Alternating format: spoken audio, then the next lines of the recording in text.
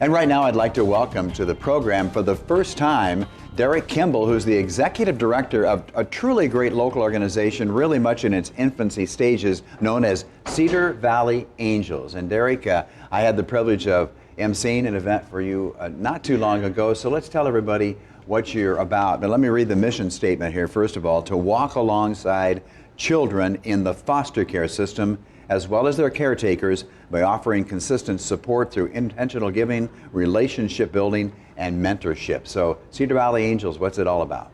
Yeah, well, what you just read there in the mission statement is what we do. What we find is that children in foster care often don't have enough resources in the Cedar Valley, that families who do foster care don't often have enough people pouring truth and love into their hearts, into their homes. And so what we do is we get to take people in the community who maybe don't feel like they are called to foster, but would love to come alongside a family who have some children in their home who are in foster care and pour resources into their home. So that's kind of... And this is personal for you and your wife. Definitely. So tell us a little bit about your own family, because I think you said you have 4 children. Yeah, we have 4 children. It always changes because we're foster family as well. Yeah. So we have kids that come and go out of our home. And we have 3 of our kids who are adopted. And what we found a couple of years ago, before we started Cedar Valley Angels, was that a lot of families who foster in the community, because it's a pretty tight-knit group, they just told me a lot of the same things. I'm struggling in this way, or I wish I had more people to help me with this or that. And I felt like, and my wife too, man, what could we do to help these families? And we didn't think that we would be starting an organization, right? But we kind of started to brainstorm some ways to help these families. And this is something that really kind of came about here recently, because you spent many years as a math teacher, right? Yeah. Tell us a little bit about your background on that. I know you were at Hudson. We talked about that earlier and I had forgotten. Yeah. So I just grew up here in the Cedar Valley. I'm from Jessup. Right. And I went to UNI, got my degree in math education, and taught for 3 years at East High School here in Waterloo, just a couple blocks away, and then 5 years in Hudson. And I really loved teaching. I mean, I just loved kids. I loved the teachers and my staff that I had. And it was a really great time for me to meet some people, meet some children, and get to know their families. And one of the things that, again, we started to hear through that was that some of these children just didn't have enough going into their homes. I was going to say that usually something happens in a family's life or an individual's life that the light bulb just kind of goes on and you say, I am called to do this. Is that what happened in your life with you and your wife, or is there a specific instance you can think of, or just all of a sudden you said, we have to do this? You know, my best friend in the world was an adoptive parent before I was. And I think that's part of what kind of triggered me to start thinking about this. Yeah, I would say that's the thing that caused us to start to consider it. And Cedar Valley Angels has been around only a short time. 2 years. 2 years Just is 2 all. years, Okay. yeah.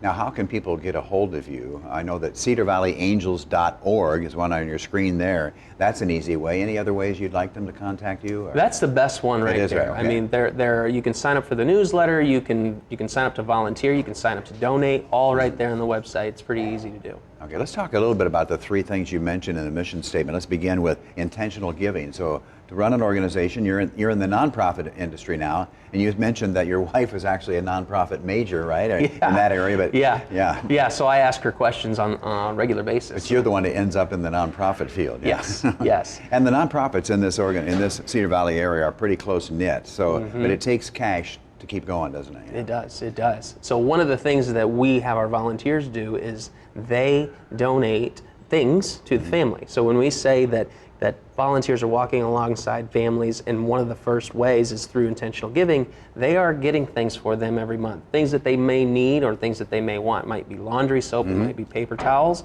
or maybe they can't provide the things for the child's birthday for that month. It just kind of depends on the needs of the family. And then the other side of that you alluded to, Ron, is that we have needs as an organization in order to walk alongside our volunteers and our foster families to just provide the best personalized, intentional support that we can provide.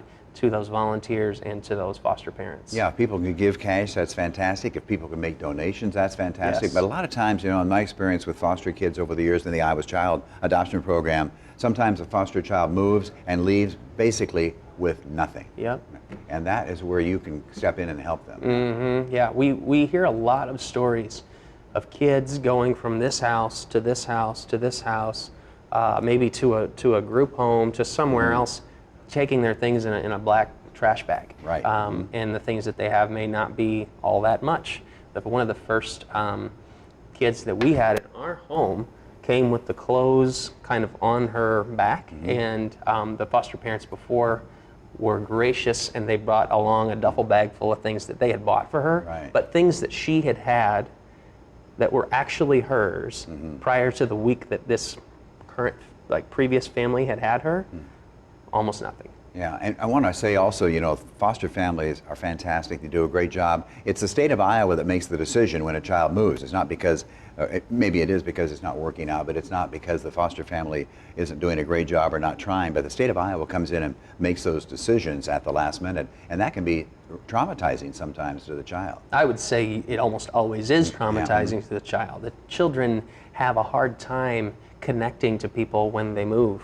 Often, and if they've had something traumatic happen to them in the early years of their life, let's say, with a biological parent or whoever they know as their parent, trust is very difficult. The trust factor is very hard. Key, critical. Let's talk a little bit about relationship building, because that's what life is all about. And what do you mean by that when you say that as part of your mission? Man, relationship building, I would say, is the biggest piece that our volunteers offer the children in the foster homes that we serve.